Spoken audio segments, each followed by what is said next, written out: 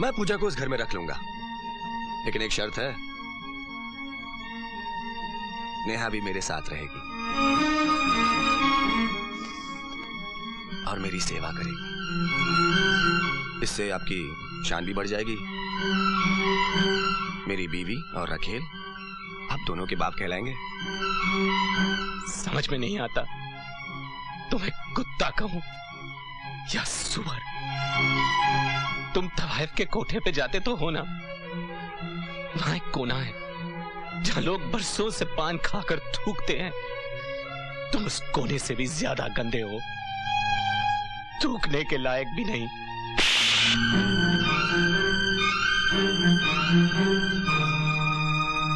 आज हमें पहली बार बेटी का बाप होने की सजा मिली है। जब छोटे बड़ों पर हाथ छोड़ देते हैं ना, तो आसमान भी इंतकाम लेने की कसम खा लेता है। चलो बेटी।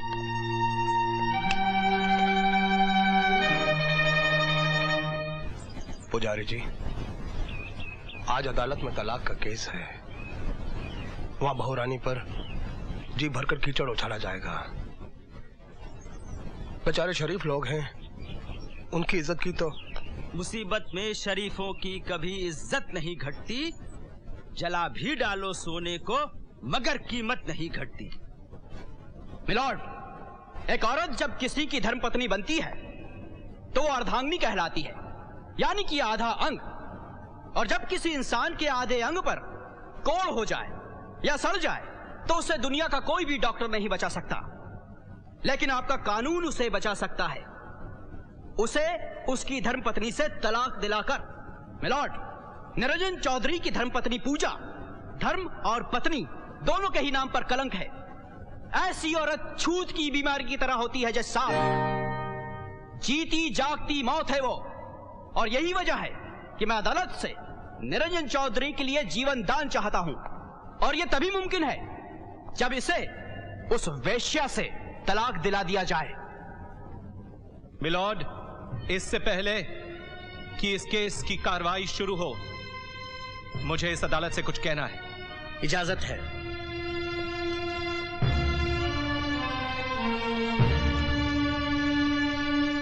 निरंजन चौधरी को पूजा से तलाक चाहिए। हम वादा करते हैं कि जिन हाथों पर उसने मेहंदी लगाई थी, उन्हीं हाथों से वो तलाक के कागजात पर दस्तखत करेगी। लेकिन हमारी एक शर्त है कि ये केस यहीं खत्म कर दिया जाए। लेकिन आप ऐसा क्यों चाहते हैं? तुलसी का पौधा अगर अच्छा नहीं लगता हो तो उसे घर से निकाल दो, लेकिन उसे इस हालत में न पहुंचा दो कि वो न पूजने के लायक रहे और न जीने के। हमें इन चीजों से कोई मतलब नहीं। रही तलाक की बात, तो वो हम कोर्ट से ले लेंगे। मिलॉर्ड, ये पूजा से सिर्फ तलाक ही नहीं, भरी अदालत में उसकी इज्जत पर कीचड़ उछालकर उससे जीने का अधिकार भी छीनना चाहते हैं, और ये इजाजत मैं इन्हें कभी नहीं दूंगा।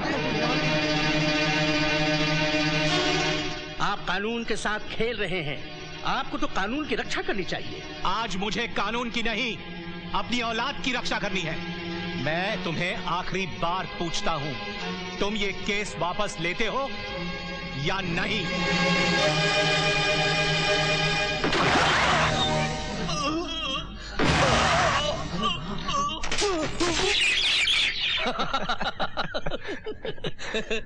वकील साहब, आप सच कह रहे हैं? बिल्कुल सच। खुद जज साहब इस बात की गवाही देने वाले हैं कि दीवान साहब अदालत की मर्यादा को भंग कर रहे थे और अंकुश चौधरी ने सेल्फ डिफेंस में गोली चलाई, इसलिए चिंता की कोई बात नहीं। अंकुश साहब बाइज्जत रिहा हो जाएंगे। अरे सांप भी मर गया और लाठी भी नहीं टूटी। ये तो सब प्रभु की लीला है। लोग कहते हैं कि मुसीबत कभी अकेले नहीं आती। अब बेचारी पूजा को ही ले लो ना। पहले उसके पेट का बच्चा मरा, फिर उसका तलाक हुआ, और अब बेचारी के पिताजी गुजर गए। ये देखो, ये दुल्हन की साड़ी है। ये रहे दुल्हन के गहने।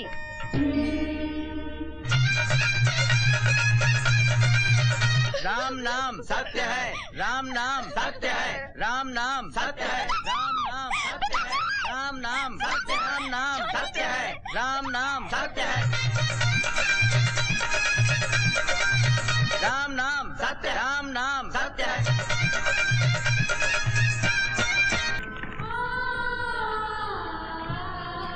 बेटी, अपने वचनों को जरूर निभाना। जो इसे नहीं निभाता ना, अपनी चिता जलाने के लिए पहले से ही लकड़ियां इकट्ठी कर। अबे ओ, मुंह संभाल के बात कर। अभी मेरी मरने की उम्र नहीं है। अभी 2 साल पहले मेरे बाप ने दूसरी शादी की है। हाउ, फिर तो उनको मुबारकबाद देनी चाहिए। कहाँ मिलेंगे वो अपने बाप से मिलने गए हैं। हाँ, यानी कि उनके बाप ही जिंदा हैं। लगता है कि पूरे खानदान ने आबे हयात पी रखी है। ये पंडित जी आजकल शादी कराने का धंधा बंद कर दिया क्या? अरे उन कमीनों के चक्कर में तो मैं पिटते पिटते बचा हूँ। क्या? चलो चलो, लकड़ी वजन करो।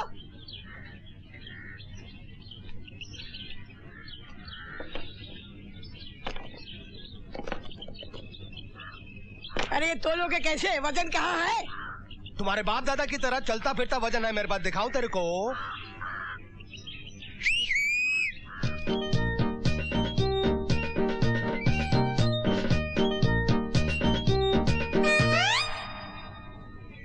ये बताओ, तुम इन्हें वजन की जगह क्यों इस्तेमाल करते हो?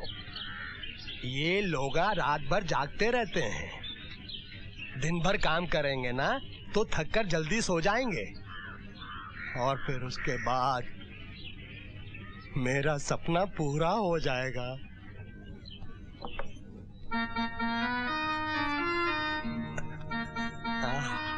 कहाँ वो पोटे? उनसे बहुत वजन उठाने को लगा है क्या? वो छोटे बच्चे हैं, उनसे इतना काम न को ले कि उनका कचूमर निकल जाए। पोटे सचमुच सो गए? जाके खुद ही देख लो। 1 मिनट देख कर आता हूँ। सोना नहीं।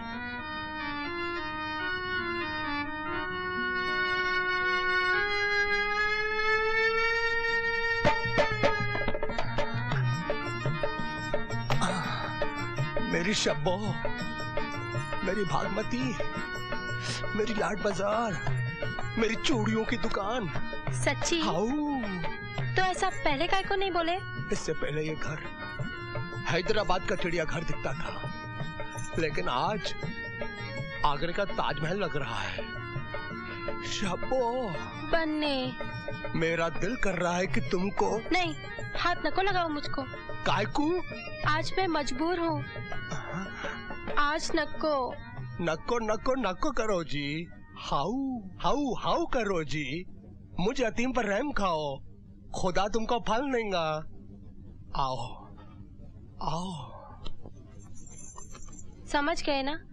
और अभी भी नहीं समझे तो कहो, कान में बोलूं? नको नको, कान में नको नको। समझ गया। इसका मतलब आज भी? How how. मेरा क्या नसीब रे, मैंने अभी तक सुहाग रात नहीं मनाई, और उधर छोटे चौधरी को देखो। मैं तो सिर्फ हल्दी लगा रही थी, कोई कफन नहीं पहना रही थी। ये रही वो जेवरों की लिस्ट जो दीवान साहब ने दिए थे, और साथ में मांग टीका भी है जो इनकी बहन से जबरदस्ती छीन लिया गया था। अगर आप लोगों की बेईमानी की नियत नहीं है तो इन्हें जल्द से जल्द लौटा दें, वरना हम अदालत का दरवाजा खटखटाएंगे। चुप। उन्होंने दिया ही क्या है? जो भी दिया है हम सब लौटा देंगे। वैसे भी भिखारियों की हम कोई चीज नहीं रखते।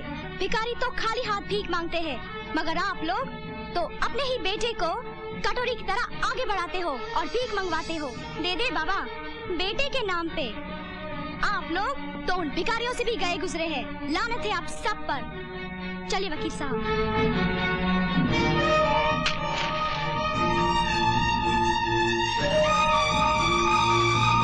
जाते जाते एक बात सुन लो, आज तुम्हारे बाप के मर्डर केस की तारीख है।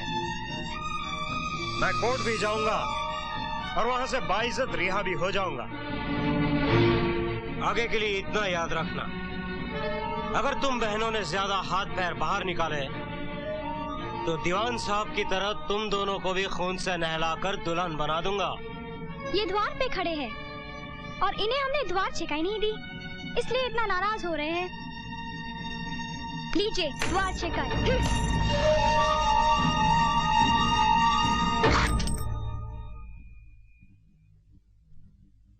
पिताजी, आपका हत्यारा बहुत खुश है कि वो आज कोर्ट से रिहा हो जाएगा, लेकिन मैं ऐसा नहीं होने दूंगी।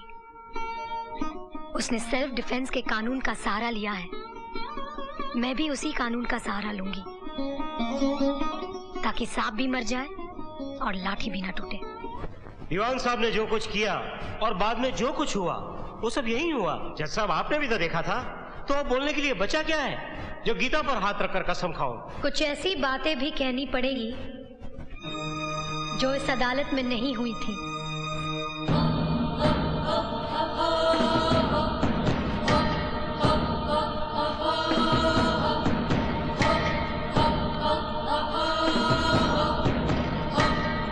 हम ठहरे गरीब लोग, हमारे पास न तो दहेज देने के लिए रुपए हैं और न ही वकील की फीस के लिए। इसलिए मैं खुद ही इस केस की पैरवी कर रही हूँ।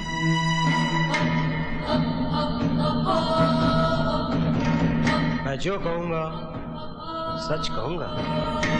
मिस्टर अंकुश, आपको एक वादा करना पड़ेगा कि मैं आपसे जो कुछ भी पूछूंगी आप उसका जवाब बहुत ही शांति से दीजिएगा। शांति से ही जवाब दूंगा। भड़क मत जाइएगा। जी हरगिज नहीं। सुना है आपकी माँ वेश्या थी। मुंह संभाल के बात कर। आपकी माँ वेश्या थी या नहीं? खबरदार मेरी माँ के बारे में कुछ भी बोला तो साली कमीनी।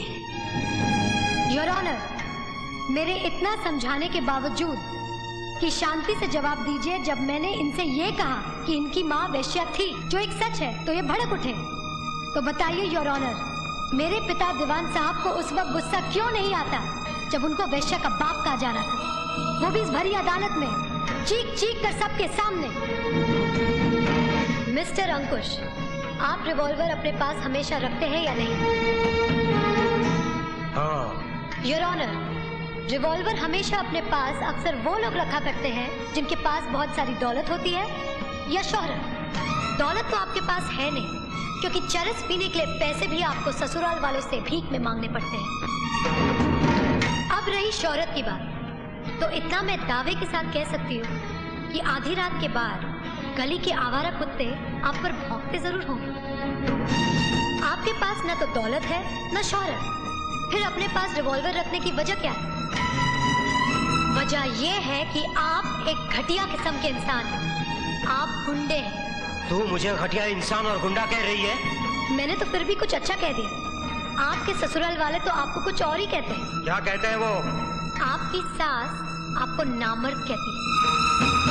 उनका कहना है कि जो मर्द अपनी कमाई से अपनी बीवी बच्चों को पाल न सके वो काहे का मर्द, वो तो नामर्द होता है। क्या आप साबित कर सकते हैं कि आप इस लिहाज से नामर्द नहीं हैं? You shut up! आप उनके झूठन पर पलते हैं, इसलिए आप उस वफादार कुत्ते की तरह हो गए हैं जो मालिकों के कुछ कहने से पहले ही भौंकना शुरू कर देता है। बताइए, दीवान साहब ने आपसे कुछ कहा था? नहीं। चौधरी खानदान ने आपसे कुछ करने के लिए कहा था? नहीं। तो फिर आपने गोली क्यों चलाई? योर ऑनर, जो अपनी जिंदगी अपनी खुशी से झूठन और उतरन के सहारे गुजारता हो, वो हर रात बिकने वाली उन बाजारू औरतों से भी ज्यादा गंदा और घिनौना होता है। बहुत बोली, अब आगे बोली ना तो। बस बस रहने दीजिए, मुझे मत डराइए। मुझे मालूम है कि दुनिया में ऐसी कोई दवा नहीं बनी है जो आप जैसे नामर्द को मर्द बना सके। हरामजादी, मैं तुझे। ये अदालत है, यहाँ किसी को धमकी देना अदालत की मर्यादा के खिलाफ। अदालत की मर्यादा की ऐसी की तैसी, तेरी तो।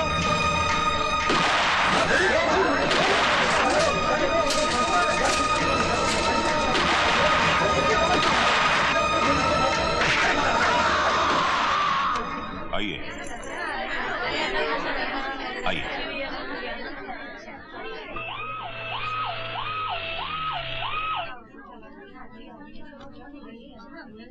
निरंजन चौधरी कौन है? मैं। आइए मेरे साथ।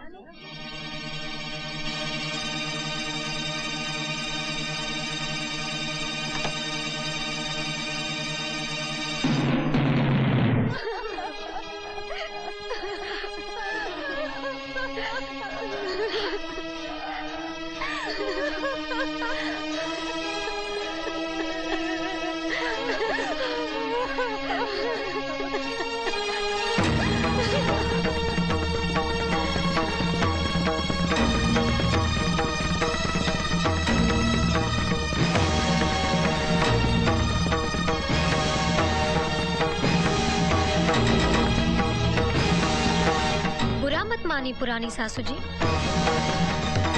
सही चीज सही जगह पहुंच ही जाती है, कोई कुछ भी करे।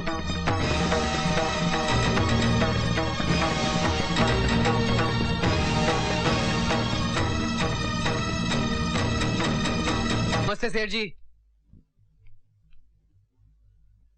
आप अंकुश चौधरी के श्राद्ध में नहीं आए? मैं खूनियों और बदमाशों के श्राद्ध में नहीं जाता। तब तो बहुत अच्छा किया आपने। अब जो होना था वो हो चुका, अब जो होना है वो हो जाना चाहिए। शादी की नई तारीख निकलवा